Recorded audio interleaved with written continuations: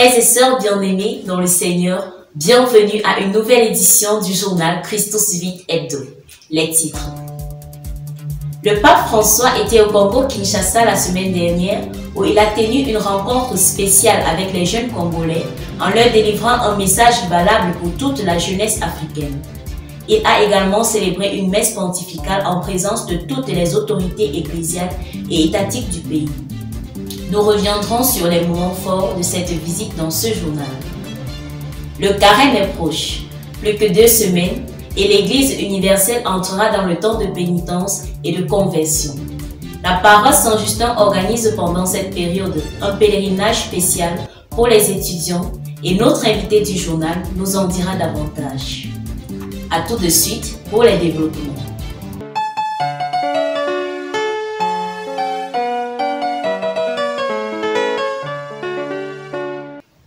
Le 1er février 2023, le pape François, en visite pontificale en République démocratique du Congo, a célébré une messe à l'aéroport international de Dolo à Kinshasa, devant les autorités du pays et la population congolaise venue nombreuse pour communier avec lui.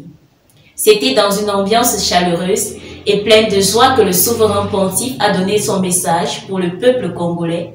Écoutons ce reportage de notre correspondant à Kinshasa, Hugues Mukengi-Chahi.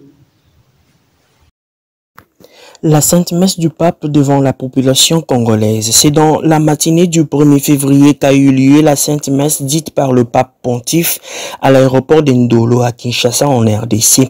Cette messe qui a été assistée par le couple présidentiel et par des millions de Congolais. C'est par ces mots que le Saint-Père a commencé son homélie. Essengo, joie. Ma joie de vous voir et de vous rencontrer est grande. J'ai beaucoup désiré ces moments, merci d'être là. L'évangile vient juste de nous dire que la joie des disciples aussi était grande le soir de Pâques et que cette joie avait jailli en voyant le Seigneur.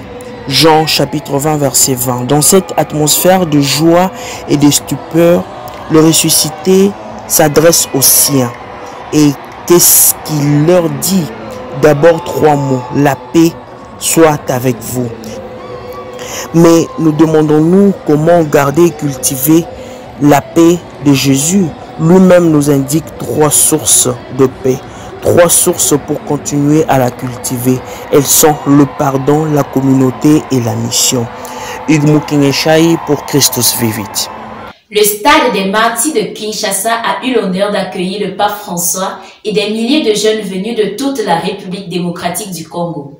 Le pape a délivré une catéchèse forte en utilisant la métaphore de la main pour montrer aux jeunes leur rôle capital pour le rétablissement de la paix dans leur pays. Écoutons ce compte rendu de Hugues Mukengi-Chahi. Rencontre du pape avec les jeunes de la RDC à Kinshasa. C'est ce 2 février qu'a eu lieu la rencontre du pape avec tous les jeunes au stade des Martyrs. Le Saint-Père a commencé sa catéchèse avec cette introduction. Dieu a placé le don de la vie entre vos mains. De vos mains naîtra demain. De vos mains pourra venir la paix qui manque à ces pays. Je voudrais vous proposer quelques ingrédients pour l'avenir, 5 que vous pouvez associer au doigt d'une main. Le pouce, le doigt le plus proche du cœur, correspond à la prière qui fait palpiter la vie.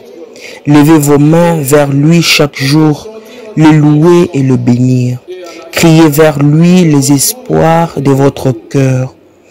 Le deuxième doigt, l'index, avec lequel nous indiquons quelque chose aux autres, correspond à la communauté. Rien ni personne ne peut remplacer la force de l'ensemble, la lumière des yeux, la joie du partage. Le majeur qui s'élève au-dessus des autres nous rappelle une chose incontournable, l'honnêteté. Être honnête, ce n'est pas se laisser entraîner dans les lacets de la corruption. Sur le 4e doigt, l'annulaire, là où on place les alliances. C'est aussi le doigt le plus faible qui nous rappelle que les grandes réalisations de la vie, l'amour, avant tout, passent par la fragilité et les épreuves.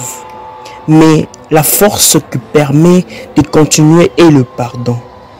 Le dernier doigt est le plus petit, mais c'est précisément le fait de se faire petit qui attire Dieu. Celui qui sert se fait petit.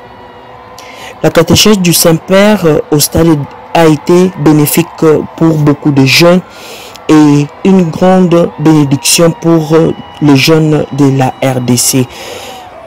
Igmo Kinshai pour Christus Vivit.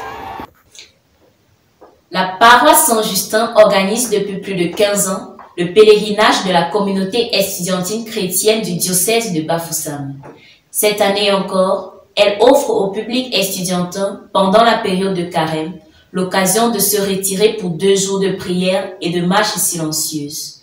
Écoutons le président du comité d'organisation de ce pèlerinage, Bemsi William, nous donner les détails. Il m'a été demandé de parler du Pélésup. Alors, c'est quoi le Pélésup? Le Pélésup, c'est le pèlerinage du supérieur.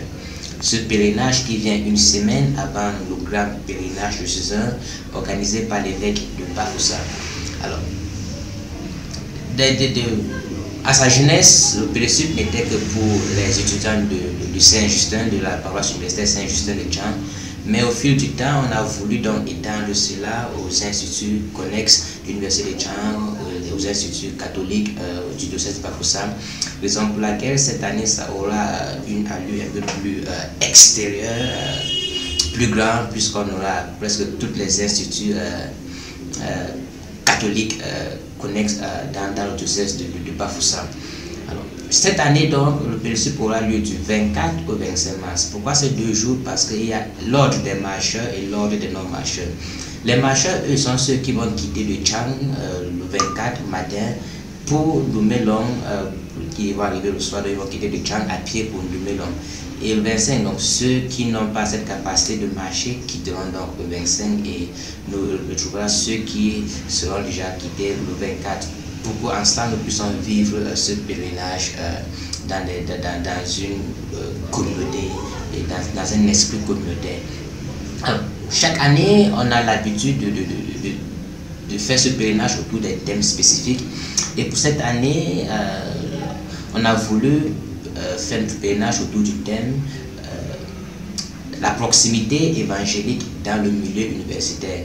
Cette proximité que l'évêque a bien voulu que le diocèse puisse vivre au cours de ces 5 années à venir. Le thème de la proximité. Puisque s'il n'y a pas de proximité entre nous étudiants, nous ne pourrons pas vivre et bien mener notre vie spirituelle. Alors, pourquoi donc y aller en 2011? C'est un moment très important dans la vie d'un étudiant, puisque sa vie n'est qu'académique et donc, question de bien manager sa vie académique et sa vie spirituelle.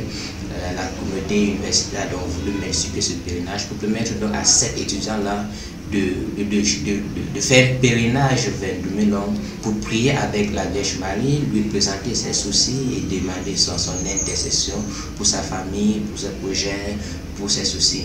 C'est donc ça en gros l'esprit qu'il y a derrière le pèlerinage, faire un voyage de Tchang pour Ndoumbélong, prier avec la Vierge Marie et lui confier toute notre vie académique.